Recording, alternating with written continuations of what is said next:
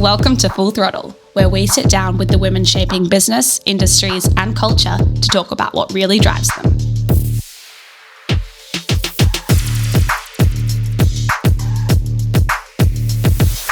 Annabel, ready to go full throttle? Let's go. Some super quick questions to get the juices flowing. Sky's the limit. Plan B, career if clutch never existed. I would still be doing what I was doing beforehand, which was a construction manager building hotels and offices. I absolutely loved it. When and why did you build Clutch? So I was, as discussed, I was a construction manager before all of this. And I think it was 2017, so it would have been 19 at the time. And I was at college, second year college with all my friends, and we would go out all the time. Yeah. Like pretty much Monday through Friday. Saturday and Sundays were reserved for rotting in bed. But I was doing a full-time construction management degree, and I was working full-time as a construction manager as well. And then I was a full-time partier. And like any 19-year-old with too much disposable income, I spent it all on clothes and clubbing. And I looked fab. Actually, there's like I'm sure you did. Never a better time like in my life where I'm like, I had the means to just explore really what I wanted to wear, and I would wear crazy things, and I was so confident. It was just like a great era for me. So good. And as you can imagine, you're wearing brave outfits. I was wearing fashion tape a lot. And I was always pretty frustrated about the process, especially just because I could hardly get the placement right. There were these annoying little sticky strips, and then I just found like it ripped my skin off at the end of the day and made awful lines, rip your tan off, and then you've got these awful like rectangular panels for the rest of the week. And I just remember being frustrated by that process. And then there was this one faithful night where I went to Chinese Laundry to watch a really small artist at the time. He was really small. His name's Dom Dollar. He's huge now. It was $20 at the door on a Wednesday night. And me and my friends went. I spent about 45 minutes taping myself into this jumpsuit, only to arrive. And within 2 seconds, I started to sweat and it all came off. Oh my God. I flashed everyone in the club, including Dom. And in a moment of frustration, I was like, it would be so much easier if I could just glue myself into my clothes. I love it. So then I went home that night. I've never had an original experience in my life. So I was like, surely somebody else has thought about this before. Yeah. And there was nothing on the market that did what I wanted it to do, which was a seriously strong, sweat-resistant but water-soluble clothes adhesive that'll wash out of my clothes. It's hypoallergenic, it's vegan, and the packaging needs to be 100% recycled and recyclable packaging. And then I was like, you know what? We can get men to the moon. I can invent glue. So I then spent 4 years inventing and patenting Clutch. So that's why no one had thought of it before, because it's such Turns a out it was a bit hard. I'm sure it was. Yeah, it was a bit hard. Yeah. And how did you go about your new product development? Yeah, that's a great question. So I remember, I was at UNSW, and I don't know whether people know this, but like the way that universities are ranked is actually out of like research. It's not actually about like the students. It's about like the researchers are in there developing things. So I knew that they had people in to do research projects. So I emailed the chemical engineering department because I was like, I'm not a chemist or like have any kind of science background, but I was always interested in it, but I just didn't, that's not where my path took me. And I was like, I can delegate this task. It's going to be hard to find someone who will give me the IP and my formula, but I know that if I search high and low and leave no stone unturned, I will find someone. Yeah, I will. definitely. And so then I started emailing a bunch of universities, and I was like, do you have someone who do a research project for me? All of them didn't reply for like 6 or 7 months. No reply. And I would send multiple emails a day to all of these people. And then one fateful day, this lady at Chinese, not at Chinese Laundry Law, at UNSW, she goes, well, I don't know, like just email this guy and see what he says. And I was like, okay. And so I sent him an email, sent him an NDA. Yeah. We jumped on a call, and he was at UNSW inventing fire retardants. He had 9 PhDs. Oh my God. And like, this is my guy. And literally I looked at him and he was like, why do you want a water-soluble glue? And I was like, the details don't matter. Can you make it for me? And he was like, yeah, I can. So then we spent a year inventing the Clutch formula. So even a man with 9 PhDs, it took him a year. Oh my God. I love how resourceful you are. I think that people just sometimes, you know, the path of least resistance is perhaps sometimes the way to go, but you do need to explore your options then to determine whether that's the right path. Yeah, definitely. And field testing, that could have made for some risque situations. Yeah. So I was definitely like the guinea pig for all of them. I ruined so many of my clothes, and that was fine. But I had a panel of 9 friends, and all of them had really different skin. Some of them had really sensitive skin, some had psoriasis, like you name it. Like any kind of skin condition, all my friends seemed to collect all of them. And so they were on my testing panel. And unbeknownst to me, like I don't know how, but I convinced them that they, needed to be a part of this process. And they actually met me with really good feedback. So every single time we had a sample come through, I would then drop it off to all my friends. This is also during COVID at this stage where I was not allowed to be seeing anybody. And I was dropping them off to all my friends, and I had a spreadsheet they had to fill out that had like a bunch of different things, like, do you like the consistency? Did you react to it? Is the smell okay? All of these things. Is it strong? Does it hold under sweat? You name it. Big spreadsheet, and then literally the clutch formula was, I think, number 13, and then that's the one that just had a unanimous tick, tick, tick, tick, tick, amazing. Tick across the board. board. Well, I guess that indicates how much the product was needed, right? Yeah, absolutely. Yeah. And they were just, I'm so lucky, but I think that so many of your friends are just excited to get around what you're building. Yeah. And that was really cool. Yeah, that's the best. It keeps you going as well. Yeah, it does. It's a huge motivator. It actually is a motivator, and also like low-key one of those things where it's like, it's embarrassing if I stop now. Oh, no, 100%. They hold you I've told accountable. Yes, exactly. Like once you get the word out, you have to keep going. You have to. Okay, let's get into the strategy behind the business. Yeah. We'll start with the reality of bootstrapping. Yeah. 4 years. Yeah. 160K of your own cash. Yeah. Balancing your full-time job in construction with your hard hat and your high vis. Yeah. What was the biggest internal battle, especially in those early years? I just remember always feeling so poor and it not making sense to anyone why I was poor, because I was like working full time. I had a good salary. Like I objectively should have been saving so much money. And I just remember like my dad all the time just being like, why are you so poor? And I was like, I'm bootstrapping this thing. And I think that, and you just don't really understand like, I guess what that process looks like. But I think also why it took me 4 years is because I got paid monthly, which meant that only gave me basically 12 chances a year to pay invoices. So it drew out the process, because I was like, I just don't have this like cash in the bank. I had to wait for it to come in for then it to go out. Yeah. And what that did though was, I don't regret that, or I look back on that with fondness, because I think that in those 4 years it took me to invent, and when I was bootstrapping it, I was learning so many skills in my day job that then became transferable to Clutch. So it was never I never resented doing both of them. I just knew that I was going to try and get as much experience out of construction management as I could before I jumped ship. 100%. And I'm sure you got that question so much when you were working full-time. Why don't you go full-time into Clutch? It doesn't make sense to. Like, you need the cash flow. Yes, you get paid 12 times a year, but it's so important to keep it going. You also like kind of suffer from Stockholm syndrome in a way, where like then when it launched, I was just like, I was so used to being poor and working full-time doing both that I kind of just like, it felt actually like a little bit weird to then just give up on that, or like put a new chapter into my life where I was like, no, I'm just actually going to maintain that scarcity mentality for a long time, because it actually gave me really creative solutions to problems instead of just throwing money at them. Exactly. And it pays off, I guess. It does. Yeah, for sure. And I'm keeps sure you humble. Oh, yeah, it keeps you humble. I'm sure that stuck with you to this day, right? Yeah. Hot topic of Shark Tank. I know you get this a lot, but I'd love to hear about it. Yep. Tell me about your experience. I know the shark said you had the best pitch in history. Yeah. I was so proud, even though I didn't know you. Wild. You pitched for 200K for 10%. That's right. Multiple sharks offered. Yeah. And then off-camera things evolved. Yeah. What went on and why? Had a great time on Shark Tank. So I got a message from a producer being like, do you want to go on Shark Tank? And I was like, no. And then I kind of thought about it a bit more, and I was like, oh, okay, like maybe whatever. Yeah. My main concern going on there was that I was like, you can see the story unfolding in front of your mind, which is this girl is selling boob glue to a bunch of male sharks that are probably going to fucking hate it. Like, probably they're not going to understand it and they're going to hate it. And so I was like, what's a way that we can make sure that that doesn't happen? And that was to be as prepared as possible. Yeah. So we did like several mock Shark Tank nights. We did hundreds of hours went into this pitch. I'm not joking. 6 months of like full prep. You could tell.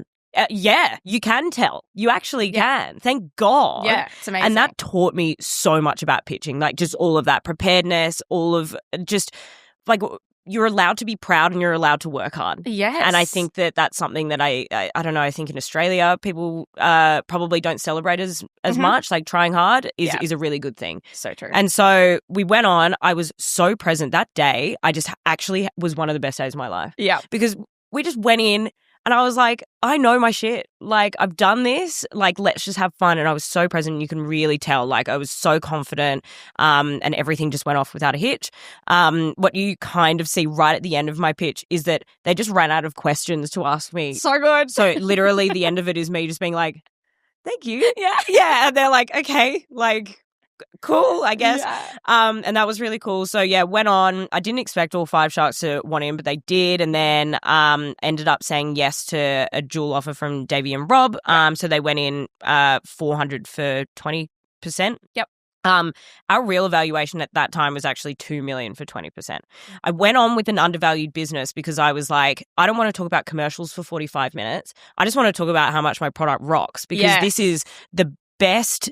The cut ends up going down to about 13 minutes. I was like, this is just the best time to just hit them with all the facts. And so that's what I did for 45 minutes. Nobody asked me. I think that there was one question about commercials, which was just like, what's your EBITDA? And I was just like, oh, that's my EBITDA. And they're like, okay, great. Yeah. All right, that was kind of boring. Anyway, moving on.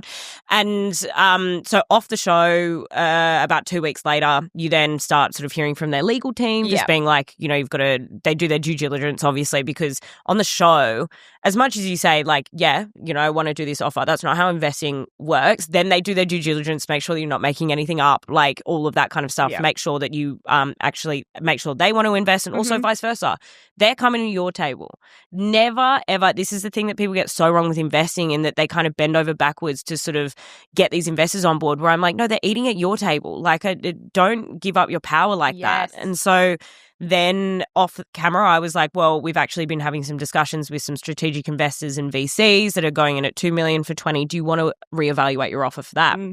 And they came back being like, yes, but you need to give us founders shares, which, like, for anyone that doesn't know, that's like the most insane thing on the planet. You would never give anyone that isn't a founder founders shares, because then what that does is set a precedent for any other investor to come in and be like, oh, okay, founders shares then, like founders shares, and then they can basically vote you out of your own company. So I knew that, and so I politely declined. I just said, I can't accept those terms. These are my terms.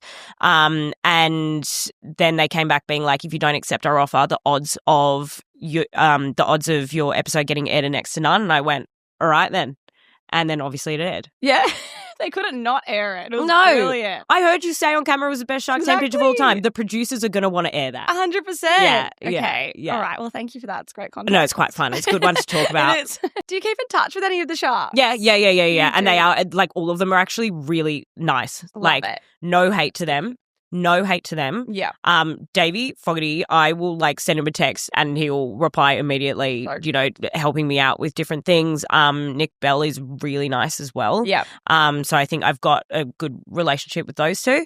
And then all of them, like, I still very much, like, have a parasocial relationship with, and we're all in each other's corner. It's a really nice space. I feel like that in itself made the whole experience worth it. I mean, among other things, but good advice is really invaluable. I think so. Also, those 350 million views across socials, that's pretty cool too. Oh, yeah, 100%. Yeah. Amazing. Such good exposure. Yeah, hell and practice. Yeah. Why not? So good. Scaling and ops, Priceline to Woolies to US pharmacies. What part of scaling and managing distribution abroad was the most hard-hitting? Definitely just the cash flow. Yeah. So D2C is really good because you get paid basically the next day. And that is really great for cash flow, really awesome when it comes to just, like, I don't know, your cash balance not being quite as volatile. Yeah. When we went into retail, we knew Clutch belonged in retail because basically the main response we were getting from people was that they were like, I need it now. I'm in the Uber and I actually need it right now. And you're like, well, we belong on a retail shelf, and we do. 70% of our revenue comes from retail, which is great. However, the bad side of that is that the payment terms with retailers are really tough. So you're already committing to minimum when you launch into a retailer, between 50, 60, 70,000 units, which is a lot of money to front up yourself. The lead time on that is then 3 months to get the stock for us. Then you put it into the stores, which then it takes them about a month, even a month and a half, to then, like, actually roll out and start selling. Get it on the floor. And then your payment terms could be good payment terms. In Australia, we have good payment terms, which is 30 days. Over in the US, they're 90 days. So I might not be I might not get the buyback from that stock for 6-7 months, which is insane to think about how much money you need to just keep your company afloat. I've got employees to pay. I've got, systems to use and pay, and that gets really scary. And I think where a lot of businesses die is because they just don't realize how much cash they need to keep them afloat. Yes. Going into retail as well is not this silver bullet that people think that it is. You need to spend a lot of money on marketing, even for them to just look at you to be like, do we want to range you or not? So you need to commit to a lot of money in marketing. On top of that, you need to commit to a certain amount of sales per year.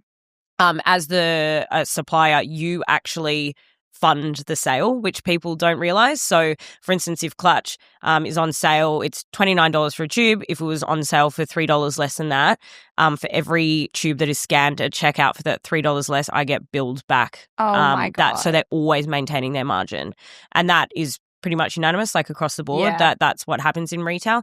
And so I think that people get surprised by actually really at the end of the day how much money you're really making out of it, because they're already getting a very handsome margin as well, right? Like they get about 60% off like your product, and then you're funding all the sales and all the marketing, and then even the merchandising if they're really bad at putting the product on shelf, and then you get other people to put it on there for you. So it's a really I wouldn't recommend it to anyone if you don't need to do it. Yeah. Is what my stance is on that. But unfortunately for Clutch, we very much belong on a retail shelf. Yeah, for sure. Yeah. Sure. And when challenges like that do arise, what makes you double down rather than being like, oh, this is too hard, I can't do it anymore? Well, I think on the cash flow point of view, it just kind of makes us double down on like our own performance marketing for D2C. That's kind of the only way that helps get that cash in the door. Also just having I think that financial literacy is always so often overlooked. You need to have a really good relationship with your bank, your banker. You need to tell them everything that you're doing. We have forecasts that are 18 months down the line, and they know at any point, at what point we're reordering, how much stock we think we're going to commit to, how much money that is, what the cash flow is, what the buyback of that is. And so then they know that if I come to them being like, I need help, or like I need to a larger line of credit, whatever it might be, they know what your circumstances are, and they know that you can pay that back. And that's that kind of relationship that they want to see from you, and that trust they want to see from you. And I think that that's something that is often probably overlooked. Or I think that as a banker, you probably just get people calling you like freaking out on a Friday being like, I need money right now. It's like, that's not how that works. No, that is such good advice. I think people are really reluctant to engage, I guess, those sorts of people, especially in the early days of the business. Yeah. Earlier the better. Yeah, exactly. Earlier the better, because then they like have grown with you, and then they can understand, they actually understand your business instead of historically explaining the context behind everything. Exactly. So I really fostered that relationship super early, and that's been that's paid off for us. Sounds it. You were named on Forbes 30 Under 30. It was. Incredible. Thank you.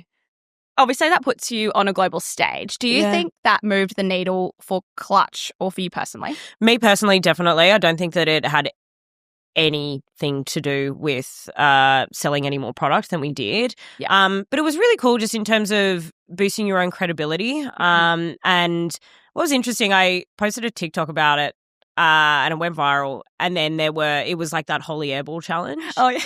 And it was like, because quite often I get men on the internet just being like, what do you do? And it's like, oh, I run a business. And they're like, oh, some like little side business. And I'm like, no, it's literally in Forbes. Like, this is pretty cool. And the comments were full of men just being like, this woman needs to stop working and be loved and have kids. Otherwise, she won't have a life's purpose. And I was like, who are these people? Like, what do you mean I'm not fulfilled? They're probably the most lonely people ever. In their grandma's basement, without a doubt. Without a doubt. But yeah, that's, I don't know where I was going with that. But I don't know, I saw the other side of that. And I was like, oh, that's like really strange that people are knocking me down for something that is an achievement that a lot of people in the world would dream of achieving. 100%. Yeah. On that, you're obviously really confident, which I love. Like, I think I'm obsessed with you. And you're really clear on your vision and what you want to create with Clutch. Do you ever feel like you have to tone it down, reel it in, temper your personality a bit. No. Like, our marketing has always been like that. Like, my marketing was me. Somebody asked me a really cute question on Sunday. They were like, if Clutch was a person, who would it be? And it was me. I love like it. Me. It's me. Yeah. It's me. Like, the way that we talk about it, the way it is just solving a real problem. There's no bullshit. Yeah. Like, no bullshit. It's just like, it works. I'm going to show you it works. Here's all the ways you can use it. Great. How good. Yeah. And I think that that is the way that we've really connected with our audience and built a community around Clutch. I also just, what I love the most is that people can come up to me, like, feel comfortable enough to come up to me in the street and be like, I love Clutch. I love what you're doing. I see you everywhere. That's really cool that I have successfully been myself throughout this entire process, and people just feel comfortable around me and the brand. And I think that that's something that you can only get from a founder-led story when it's told correctly. I think that people a lot of the time are like, how do you stay humble about this whole thing? I'm like, have you tried running a business? This thing is so whack and so humbling. Yeah. When I meet a dickhead founder, I'm like, how? Yeah. Actually, that's impressive that you can be so brash and so, like, I don't know, so cocky. Yeah, where, it's a facade. Oh, it is why it's insecurity probably. But I'm just like, this is funny. Like, I overshare all of our problems that we have because I'm just like, guys, like, I know that there's this perception that it's this big business, which, like, it is. But, like, we have so many problems. That's right. And it's hilarious. Like, every single, my phone doesn't call for good reason. Yeah, ever. yeah. My phone's calling off the chain because, like, something's gone wrong, and it's like, all right, let's try and fix it, and let's do it like this, and let's do it like that, and then if it turns out that that was the wrong solution, we just try another way. Exactly. I don't know. We're all just people trying to figure it out. It's not that serious. Well, exactly. Yeah. All right, we're going to move into in good taste. So I want to know your icons, your indulgences, and your inspirations. We'll start with icons. Figure you look up to, can be anyone. Sarah Blakely, definitely. Yep. Because Spanx became a verb. Like, you know, people don't talk about shapewear as shapewear. Like, they say it's Spanx. That's right. And that's the goal for Clutch. Yes. And she kind of went from this industry where it was like, really, are people going to buy that? To then, like, literally being a multi-billion-dollar business. And I think that that is just, in my mind, like, the beacon of success and what I want to see for Clutch. Love it. On a different note, though, Michelle Obama, just from, like, a professional and personal, and the way that she presents herself, and the way that she has kept herself classy and grounded throughout everything that she's been through, and the way that she props people up around her, I find really inspiring. So I could listen to her all day. Amazing. Indulgences. A little luxury you never feel guilty about, or do, but you do it anyway. I've got one. I've got a new one. Yes. New one. And this is something that my mum gave me as a present last week. And it's really bougie toothpaste. Super random. It's really expensive. Like, I'm fairly certain, like, she bought it as, like, it was a gift. Like, it was a gift. And she was like, you would buy it this yourself. Is really random, but, like, it's this really cool toothpaste. And I was like, okay. And I think it's called, like, Marvies or something like that. And it looks beautiful. She bought it in Singapore or something. And it is I was like, how good can a toothpaste be? It's toothpaste. This shit honestly makes my mouth feel fantastic. Oh, what does it taste like? Oh, really, like, minty, and it, like, blows your socks off a little bit. But, like, for some reason, I just feel good after. I'm, like, clean afterwards. I feel like I've had an enema afterwards. I'm like, holy shit. So that is my new luxury, is really good toothpaste. Amazing. Well, that is really good. It's hygienic. Other than that, I'm pretty chill. Like, I'm pretty chill. And I would say these ostrich boots that I bought in Austin, I can't go back now. Oh, yeah. Okay, good. And inspirations. Who is fueling you at the moment? Always the Kardashians, actually, because I think that they don't get enough credit, or they get a lot of hate, definitely, and that's fine. That comes with the territory. But you just look at how they've built their brand just through sheer tenacity. Yeah. Like, they've been in the public eye for 20 years, and probably only in the past 10 years they're actually figures that are taken seriously in business and in entertainment. That's right. How much influence they have. And that was years of grinding. Years. Yeah. And I just, like, can't imagine that feeling of people would have just distanced themselves from them because they would have been like, what the fuck do you think you're doing? I know. and they just rose above it. They did. And I think as well, it's not just growing as people and as businesswomen, etc. It's actually turning around the image that they had. Yeah. So totally. It was a lot more work than just growing. Do you know what I mean?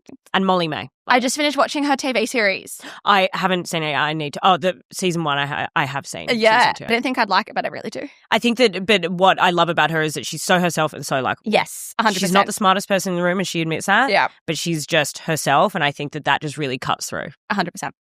Okay, last question. I want to know about the mistakes that have shaped you. Oh, my God. So obviously going viral is one thing. Yeah. Running a business is another. Completely different beasts.